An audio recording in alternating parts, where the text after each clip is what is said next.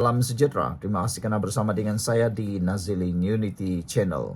Saudara-saudara sekalian, dulu bukan main lagi walaun pembangkang Perikatan Nasional memaki hamun Mat Sabu. Sehingga makian hamunan mereka itu, ejekan mereka itu kepada Mat Sabu kadang-kadang sudah di luar normal. Ada yang sehingga berani mengejek, menghina, melampau. Sehingga ada juga lukisan yang ditulis oleh seorang kartunis yang cukup terkenal juga mengejek Mat Sabu. Ejekan itu disambut oleh Mat Sabu dengan satu tindakan profesional apabila Mat Sabu tak marah, tetapi mohon supaya didoakan terus dan semoga dapat bantuan baik daripada netizen keluarga Malaysia. Sebelum kita teruskan, jangan lupa tinggalkan komen anda. Siapa yang ada masalah gout, kencing manis, tinggi darah, tekan butang produk yang ada dalam video ini. Saya kongsikan kepada anda produk yang terbaik, murah dan berkesan. Ramai orang sudah menggunakannya, ramai memberikan keterangan ataupun testimoni yang luar biasa. Jadi beli sekarang sebab sekarang ini harganya cukup murah dengan promosi raya dan juga stoknya sangat terhad. Cepat beli, sediakan payung sebelum hujan. Sekarang, mari kita lihat laporan. Sekarang mereka duk puji Abang Mat Sabu. Bila naik harga, mereka maki balik. Wah, Menteri Pertanian dan Keterjaminan Makanan Datuk Seri Muhammad Sabu mengambil maklum mengenai harga telur yang kini dijual pada harga yang sangat murah. Beliau berseluruh mengatakan hari ini beliau dipuji, tetapi jika harga makanan naik, beliau akan dimaki balik. Telur sekarang ini agak murah dan orang semua duk tulis dalam sosial media. Duk puji Bang Mat lah. Puji sat, puji sekejap, kot. Esok jadi apa? Harga naik kena maki terus balik, ujarnya berhas sahaja dalam satu klip video yang dikongsikan di TikTok. Saudara-saudara sekalian, hari ini Harapan Daily melaporkan harga telur di pasar raya jatuh mendadak menjelang Hari Raya Aidilfitri beberapa hari lagi.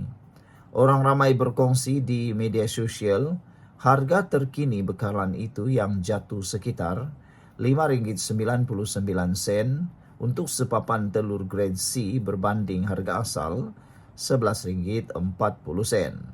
Ada beberapa tempat menawarkan harga RM2.99 untuk sepapan telur grade D. Ion Mall Ipoh, Kelebang, menerusi pasar raya yang turut menawarkan harga runtuh untuk sepapan telur grade B. Ia dijual pada harga RM8.50 berbanding RM12 sebelum ini. Wow. Inilah yang dikatakan kejayaan demi kejayaan. Ini yang dikatakan proses. Tapi biasalah, walaupun pembangkang tak suka dengan proses, mereka suka kalau harga terus runtuh begitu saja. Tapi kita harus membenci dan memberikan kredit kepada Abang Mat Sabu ataupun Mat Sabu kerana kesabaran beliau mengurus takbir semua berkait dengan pertanian dan keterjaminan makanan. Semuanya berjalan lancar, bahkan akhirnya terbukti perancangan demi perancangan kini berjaya. Semoga walaupun berhenti dan mengurangkan kejian dan juga maki hamun balik kepada Mat Sabu selepas ini. Kita jumpa lagi. Bye-bye. Salam sejahtera. Terima kasih kerana bersama dengan saya di Nazilin Unity Channel. Adakah dengan pendedahan ini Samsuri akan dipertanggungjawabkan dan seterusnya akan dipecat oleh PAS? Ataukah Mahathir yang perlu memecatkan dirinya sendiri dan letak jawatan? SG4, kawasan ekonomi yang dibentuk untuk kerjasama antara 4 buah negeri dipimpin oleh PAS. Tetapi nampaknya SG4 tiada perubahan signifikan walaupun telah menggunakan khidmat Tun Mahathir Mohamad sebagai penasihat. Dijangka kononnya dengan adanya Mahathir mampu menarik pelaburan berbilion-bilion. Tapi apa yang jadi entahlah. Nampaknya Mahathir pun sudah tidak punya aura seperti dahulu lagi. Itulah yang dimaksudkan oleh netizen. Tun Mahathir memang tak relevan lagi dalam dunia politik, kata mereka. Hari ini penganalisis berkata, gara-gara bonus bantuan pusat telah mencalarkan image SG4. Sebelum kita teruskan ulasan kali ini, jangan lupa tinggalkan komen Anda pada pendapat Anda. Patutkah Mahathir haruslah berhenti sudah dalam dunia politik? Kerana sekarang ini auranya sudah tidak ada lagi. Telah mencalarkan kredibiliti SG4 dan juga yang dicalon-calonkan sebagai Perdana Menteri ini, yaitu Dr. Sham, Menteri Besar Terengganu. Kata penganalisis, bantuan pusat mencalar image SG4. Taufik Yaakob dari Universiti Malaya berkata SG4 sering digembar-gemburkan, berupaya melonjakkan ekonomi selain dianggap model pemerintahan terbaik. Dua penganalisis mendakwa imej 4 negeri ditakbir Perikatan Nasional PN atau SG4 sedikit tercalar apabila Putrajaya membiayai bantuan khas kewangan Aidilfitri kepada 14,000 pegawai awam Terengganu. Taufik Yaakob dari Universiti Malaya berkata sebelum ini pentadbiran Perikatan Nasional PN yang diketuai PAS di Terengganu, Kedah, Kelantan dan Perlis sering digembar-gemburkan berupaya melonjakkan ekonomi selain dianggap model pemerintahan terbaik.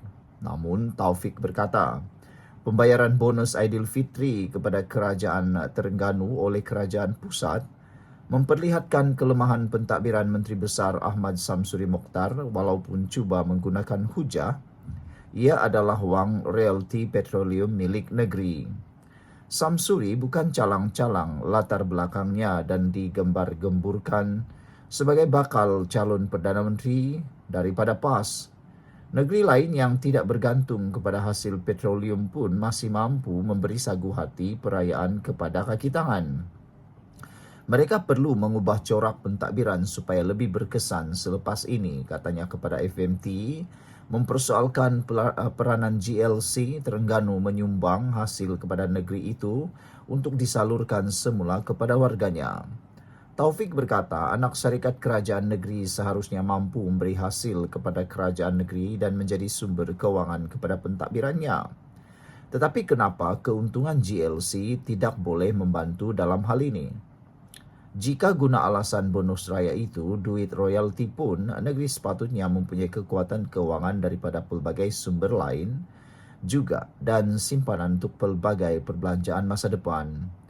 Kemarin, Exco Terengganu Azman Ibrahim menafikan dakwaan kelemahan pengurusan kewangan negeri itu sehingga Putrajaya perlu membayar bonus penjawat awam kerajaan terbabit.